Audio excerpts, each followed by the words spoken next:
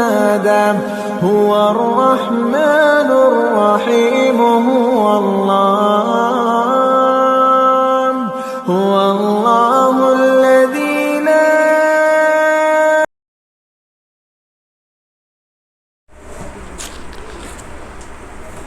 أعوذ بالله السميع العليم من الشيطان اللعين الرجيم بسم الله الرحمن الرحيم الحمد لله رب العالمين وصل يا ربي على محمد وآله الطاهرين اللهم صل على محمد وآل محمد وعجل فرجهم وعجل لوليك الفرج يا كريم واجعل فرجنا بفرجه يا أرحم الراحمين توكلت على الله العظيم رب اشرح لي صدري ويسر لي أمري واحلل عقدة من لساني يفقه قولي رب يسر ولا تعسر وتمم بالخير آمین یا رب العالمین. عزیزان گرامی،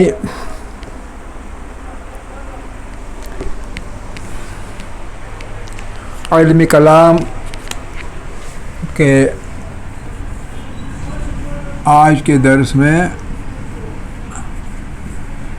جو درس نمبر 71 ہے، اس میں ٹاپک کو بدلنے کی ضرورت ہے. عقلی دلائل جو تھے وہ سب کے سب تمام ہو گئے اور اس پر تبصرہ جو تھا وہ تبصرہ بھی ختم ہو گیا. اب آج سے شروع کر رہے ہیں نقلی دلائل.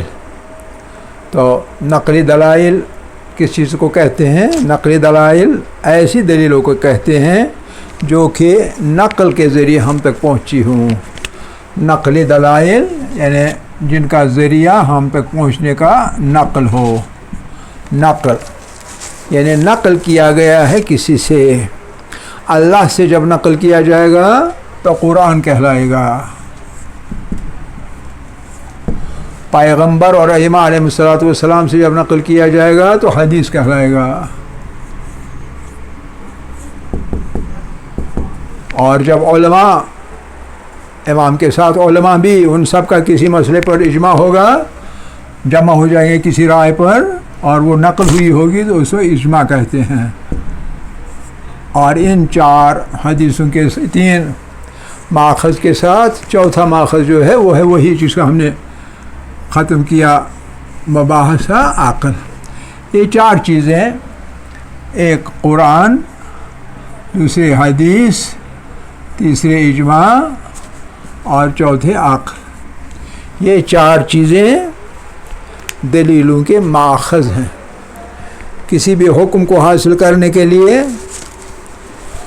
ہمارے لیے یہی 4 راستے ہیں. ان 4 راستوں سے ہم کوئی حکم حاصل کر سکتے ہیں اور وہ پورا موثق اور معتبر راستہ ہوگا.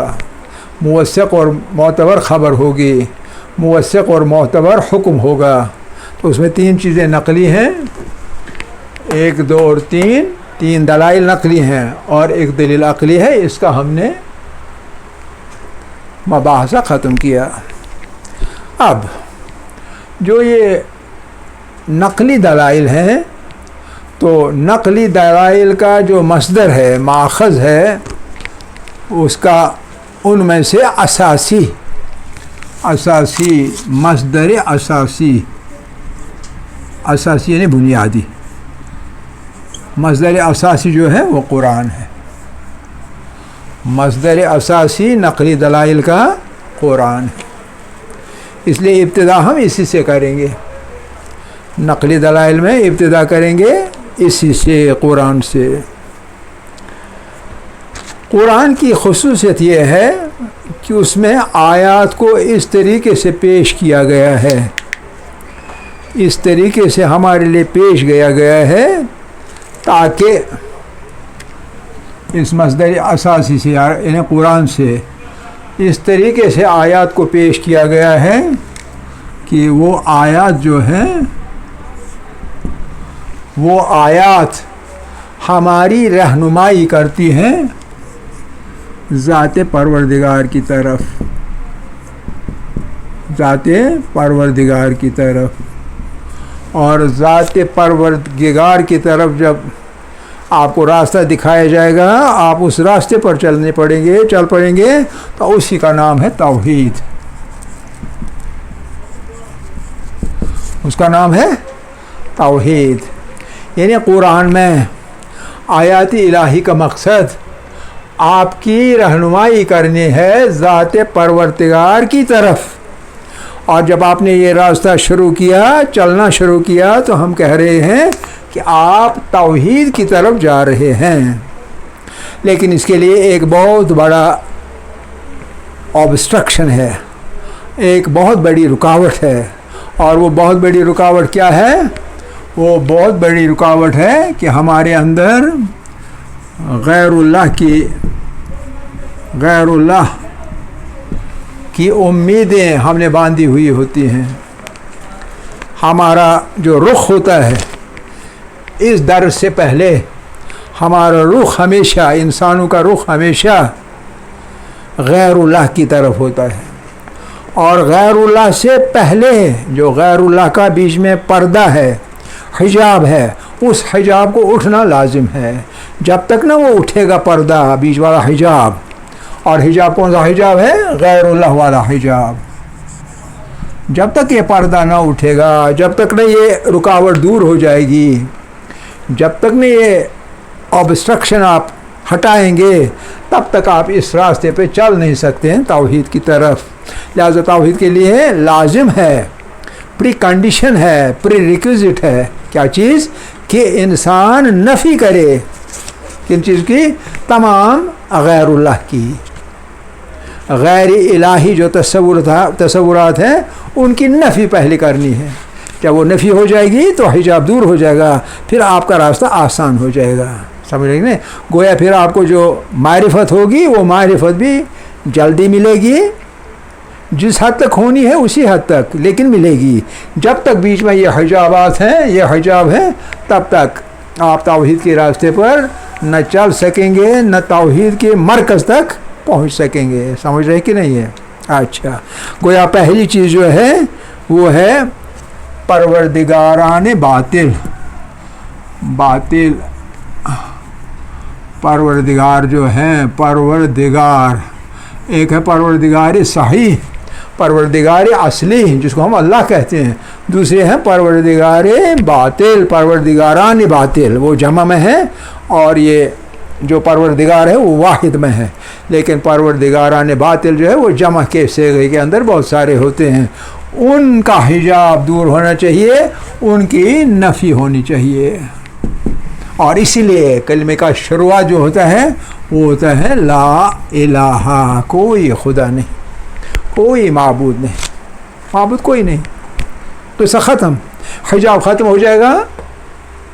حجاب جب ختم ہو جائے گا، یہ نہیں کہ زبان سے کہیں، واقعاً جب یہ ختم ہو جائے گا یہ حجاب، آپ نے نفی کر لی، ریجیکٹ کر لیے، رد کر لیے سب کے سب باطل پروردگار. ان کو جب رد کر لیا آپ نے، ان کی نفی کر دی. ہم نہیں مانتے، ہم اللہ کے بغیر کسی کو نہیں مانتے. یہ کسی کو نہیں مانتے، یہ بنیادی ضرورت ہے توحید کی طرف سفر کے لیے. توحید کی طرف قدم اٹھانے سے پہلے لازم ہے کہ آپ نفی کریں، آپ ریجیکٹ کریں، آپ رد کریں ان پروردگاران باطل کو جو کہ رائج ہے آپ کے سماج کے اندر، جو کہ رائج ہے، مسلط ہے آپ کے ذہنوں پر. دو ہی جگہ ہیں جہاں یہ پروردگاران باطل رہتے ہیں، یا تو آپ کے ذہن، ایک انسان کے ذہن، یا انسان کا سماج جو ہے، معاشرہ جو ہے، اس پورے کے پورے معاشرے پر مسلط ہوتے ہیں پروردگاران باطل. اور یہ پروردگاران باطل ضروری نہیں ہے یہ انسانوں کی شکل میں ہوں، نہیں، یہ انسان بھی ہو سکتے ہیں، انسان بھی ہو سکتے ہیں.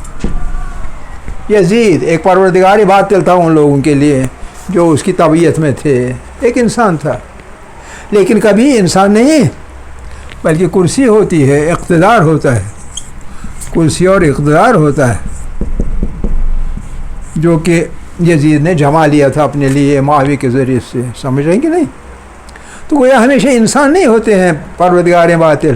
پروردگاران باطل ہمیشہ انسان نہیں ہوتے، کبھی کبھی غیر انسان ہوتے ہیں. جیسے مال ہوتا ہے، مال ہوتا ہے،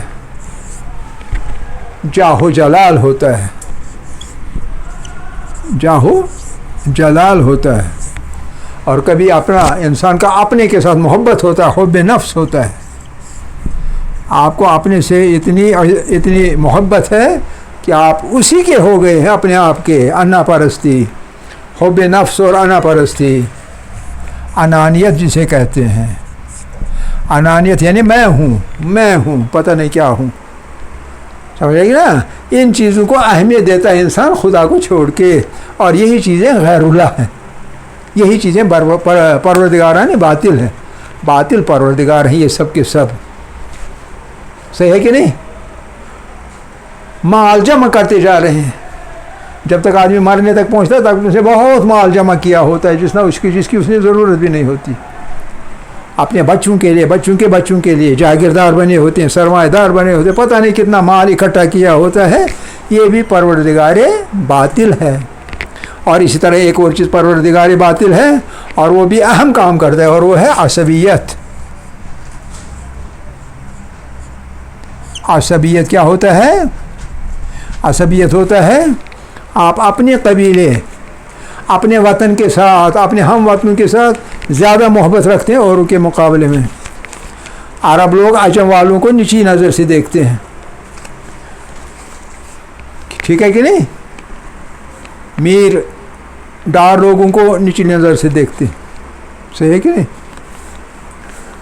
برہان والے کرمان والوں کو نیچی نظر سے دیکھتے ہیں. دے look down upon them.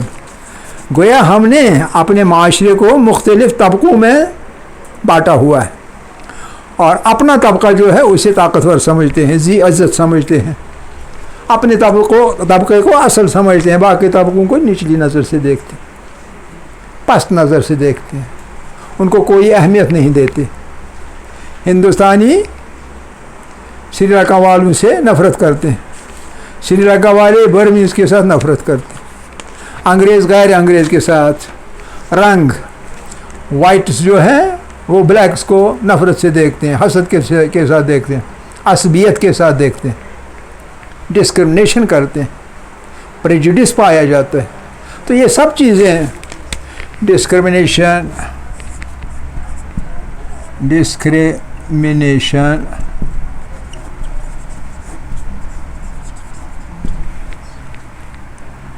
Anvi, حسد کرنا کسی کا ساتھ، ہیٹریڈ،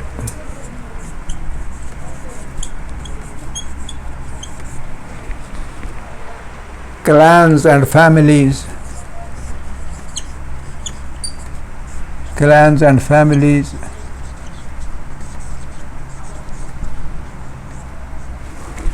ٹھیک ہے کہ نہیں؟ مختلف کلاسز میں ہم نے انسانوں کو بانٹ لیا ہے، اور ان جو بانٹی ہوئی چیزیں ہیں ان کو ہم نے تقریباً اللہ کا درجہ دیا ہوا ہے. کچھ بھی ہوگا لیکن یہ چیز نہیں بدلے گی، یہ برقرار ہے. جو چیز بدلے گی نہیں، اس کا مطلب اس میں اتنا استحکام ہم نے دے دیا، گویا خدا کو جتنا استحکام دینا چاہیے تھا اتنا دے دیا. جتنی اہمیت ہم نے اللہ کو دینی تھی اتنی ہم نے ان چیزوں کو اہمیت دے دی. انانیت کو اہمیت دے دی، ایگو، سیلف انٹرسٹ. سمجھ رہے ہیں کہ نہیں؟ Will to rule over people جو آج کل عام ہے.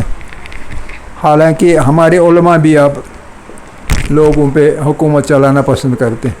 ول ٹو رول اوور پیپل، لوگوں پہ حکومت چلانا، یعنی حکومت، اقتدار، یہ اقتدار اور کرسی، اس کی لالچ، یہ سب شیطانی خصلتیں، سب یہ شیطانی خصلتیں ہیں. اور شیطانی خصلت خصلتیں ہمیشہ الہی خصلت کے مد مقابل ہوتی ہیں، اپوزٹ ٹو اٹ، اس کے مقابلے میں ہوتی ہے. کیونکہ شیطان اللہ کے مقابل کھڑا ہو گیا اس وقت، تو یہ چیز برقرار رہی. اب یہ شیطان جو ہے اس نے یہ سب چیزیں انسان کے اندر فروغ دے دی. صلاحیت تو تھی، اللہ نے صلاحیت رکھی ہے فسق و فجور کی بھی اور تقوی کی بھی، لیکن شیطان نے فسق و فجور کو زیادہ دے دیا رواج، اور اس کی وجہ سے ہم نے ان چیزوں کو اپنے اوپر مسلط کر دیا، خالی رائج نہیں کیا بلکہ اپنے اوپر مسلط کر دیا، اپنے ذہنوں کو ان چیزوں کا غلام بنا دیا۔ یعنی آپ اقتدار کے بغیر نہیں رہ سکتے، میرا ایک بھائی ہے اقتدار کے بغیر نہیں رہ سکتا ہے، تو گویا مطلب ہے وہ آزاد نہیں ہے، اس نے اپنے آپ کو اقتدار کا غلام بنایا ہوا ہے۔ دوسرا ہے وہ کرسی کا نشہ ہے اس کو، تیسرا ہے اس کو رشوت پرستی کا، رشوت ستانی کا نشہ ہے، رشوت ستانی شیطانی صفت یہ بھی ہے کہ نہیں؟ اسراف اور تبذیر، شادی آپ کی، آپ اتنا خرچ کرتے ہیں کہ جو جائز ہی نہیں ہوتا ہے۔ کیوں کرتے ہیں؟ تاکہ نام و نمود آپ کی برقرار رہے، لوگ کہیں کہ دیکھو کتنا ہے یہ، یعنی پیسے والا، شوق والا، سخی حاتم۔ اور یہ سخی حاتم نہیں ہوتا ہے بلکہ اصل میں یہ خود نمائی ہوتی ہے، اپنے آپ کو دکھاوا میں ڈالنے کے لیے ہوتا ہے، یہ ہمیشہ خود نمائی ہوتی ہے۔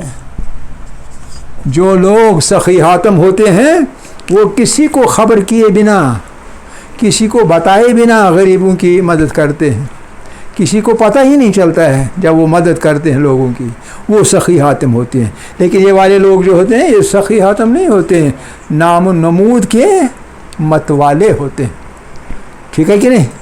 تو یہ سب چیزیں کیا ہیں؟ یہ سب چیزیں حجاب ہے۔ حجاب کس راستے میں؟ توحید کی طرف سفر کرنے کے راستے میں یہ حجاب ہوتے، جب تک یہ ہیں تب تک آپ توحید کے راستے پہ چل نہیں پڑیں گے، نہیں چل سکتے، صحیح ہے کہ نہیں؟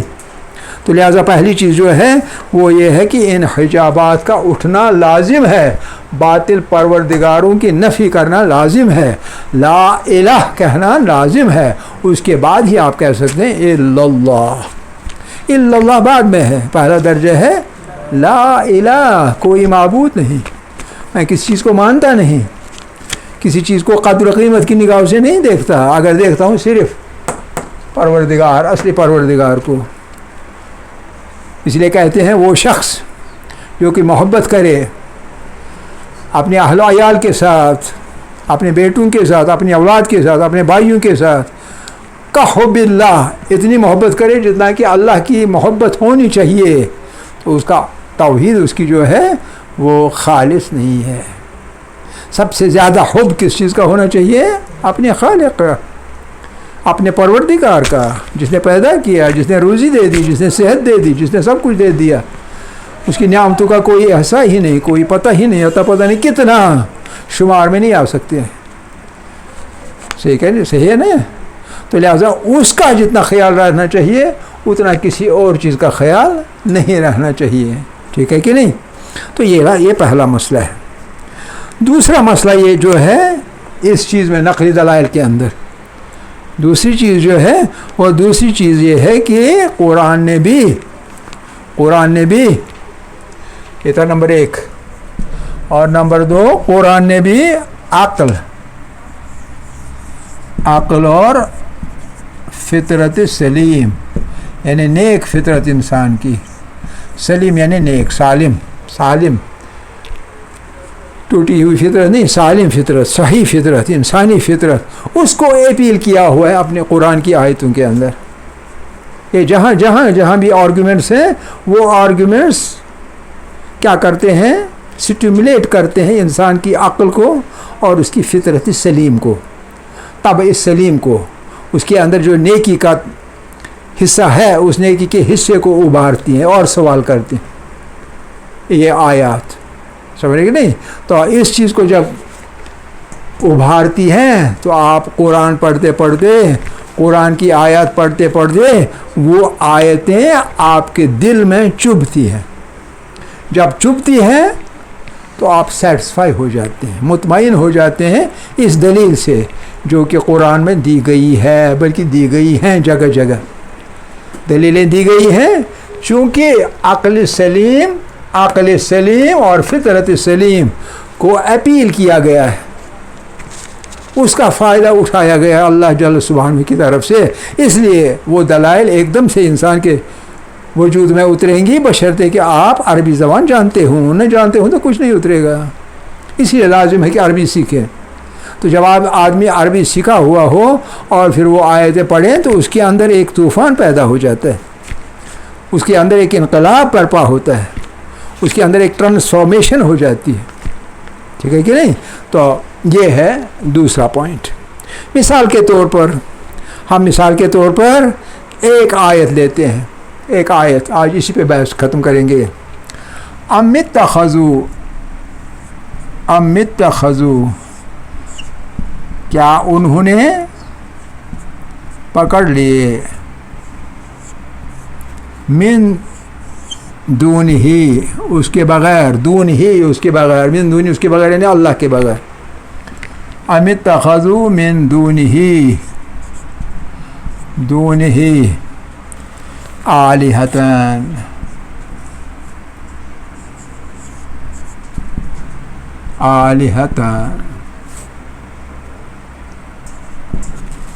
کیا ان لوگوں نے، جو لوگ اس سب میں گرے ہوئے ہیں، پڑے ہوئے اس دنیا میں اسی چیز میں لگے ہوئے ہیں، کیا انہوں نے اس کے بغیر، اللہ کے بغیر اپنے معبود بنائے ہیں؟ کیا ہے بھی کوئی معبود بنانے کے لائق اس کے بغیر؟ یہ سوال ہے۔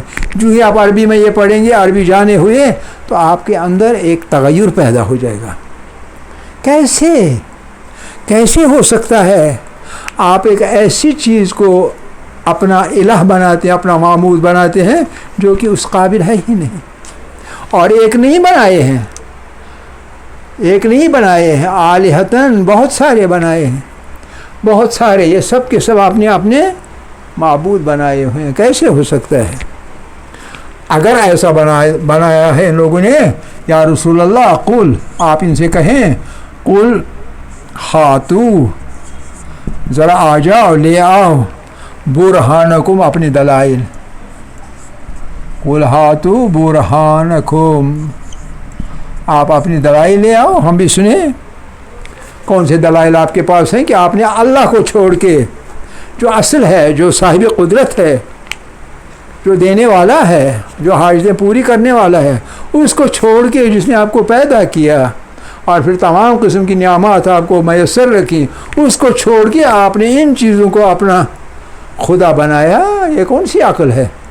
کون سی عقل سلیم اور فطرت سلیم ہے؟ اگر ایسا کیا آپ نے، قول، یا رسول اللہ فرمائیے، ان سے کہیے، ہاتو برہانکم، اپنی دلائل پہ لے آؤ، کس بنیاد پر، کس دلیل سے آپ نے ان چیزوں کو اپنا معبود بنایا ہوا ہے؟ ھذا، یہ ہے، ھذا ذکرو، یہ ذکر ہے، نصیحت ہے، من معی، جو میرے ساتھ ہے، ذکرو من معی، اس کا تذکرہ ہے اس چیز میں، من معی، جو میرے پاس ہے، یعنی قرآن جو میرے پاس ہے، اس میں یہ سب ذکر ہے ان چیزوں کا۔ والذکر من قبلی، اتنا میری کتاب ہی نہیں، والذکر، بلکہ اس تذکرے میں بھی ذکر من قبلی، جو میرے پہلے نازل ہو گئی وہ کتابیں، تورات ہے، انجیل ہے، زبور ہے، صحف ابراہیم ہے، صحف نوح ہے، اس طرح کے ان میں بھی ہے۔ لیکن مشکل کیا ہے؟ بل اکثرہم، مشکل یہ ہے کہ ان میں سے اکثر، یعنی لوگوں میں سے اکثر، بل اکثرہم لا یعلمون، ان کو پتہ ہی نہیں، جانتے ہی نہیں ہیں، بے علم ہے۔ بل اکثرہم لا یعلمون الحق، یہ حق نہیں جانتے ہیں، حق کیا ہے یہ نہیں جانتے ہیں۔ جب حق نہیں جانتے ہیں، اس لیے ان سے کہیے تو فہم معرضون، فہم، اس لیے وہ لوگ کیا کرتے ہیں؟ معرضون، ان سے نصیحت کیجئے تو یہ اپنا منہ دوسری طرف پھیرتے ہیں، یعنی نصیحت قبول نہیں کرتے، نصیحت کو خاطر میں نہیں لاتے، کوئی اہمیت نہیں دیتے نصیحت کو. صحیح ہے کہ نہیں؟ تو یہ جو اہمیت نہیں دیتے، نہیں سمجھتے، اس کی بنیاد کیا ہے کہ ان کو حق کا علم نہیں ہے. اور ان میں اکثر کو کوئی تو جانتا ہے، سمجھتا ہے، لیکن اکثر ہم لا یعلمون میں سے اکثر نہیں جانتے کس چیز کو، الحق، حق کو، صحیح بات کیا ہے، سچ بات کیا ہے، حقیقت کیا ہے، زندگی کی حقیقتوں کو نہیں جانتے ہیں، سمجھتے نہیں، بس غفلت میں پڑے ہوئے ہیں. صبح ہوتی ہے، شام ہوتی ہے، تو ان کی زندگی یوں ہی تمام ہوتی.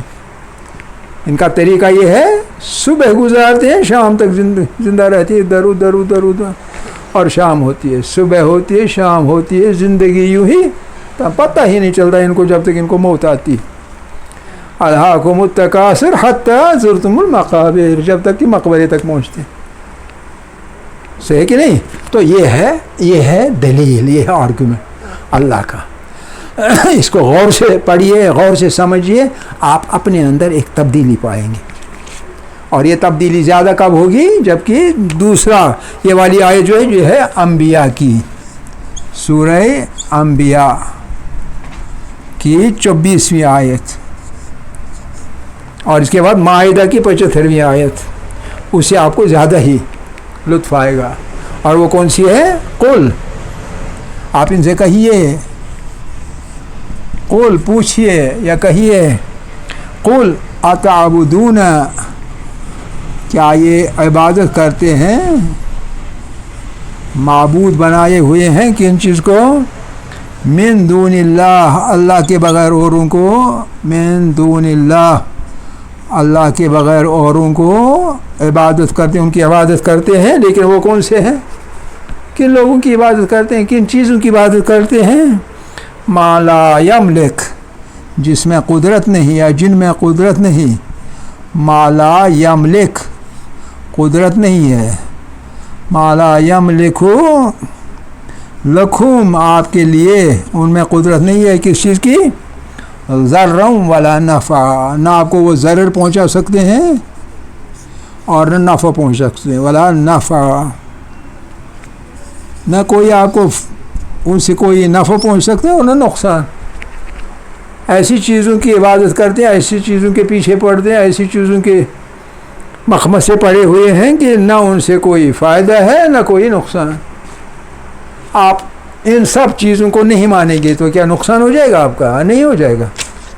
آپ ان سب چیزوں کو مانیں گے تو کیا آپ کو کوئی فائدہ ہے؟ نہیں ہے، نہ فائدہ ہے نہ نقصان ہے. اور اس کے باوجود ان چیزوں کی یہ عبادت کرتے ہیں، ان لوگوں کی عبادت کرتے ہیں. واللہ هو السمیع العلیم، جبکہ ان کے مقابلے میں جو اللہ ہے، واللہ، حالانکہ اللہ جو ہے، واللہ، اللہ جو ہے، ہوا، وہ کیا ہے، السمیع العلیم، سننے والا بھی ہے اور جاننے والا بھی ہے. آپ اسے مانگے یا نہ مانگے، لیکن وہ جانتا ہے آپ کو فلاں چیز کی حاجت ہے، صحت کی حاجت ہے آپ کو بیچتا ہے، روزی کی حاجت ہے آپ کو دیتا ہے. عورت کو خاوند کی ضرورت ہے، خاوند کو عورت کی ضرورت ہے، اللہ فراہم کرتا ہے. واللہ هو السمیع العلیم، آپ دعا کریں گے تو وہ سنتا بھی ہے، آپ کی سنتا ہے، دعا قبول کرتا ہے اور جانتا بھی، آپ دعا نہ بھی کریں تب بھی آپ کو نعمات سے نوازتا ہے. یہ ہے سورہ المائدہ کی 75ویں آیت. المائدہ کی 75ویں آیت، آیت نمبر 75، ورس نمبر 75. آخر دعوانا الحمد للہ رب العالمین.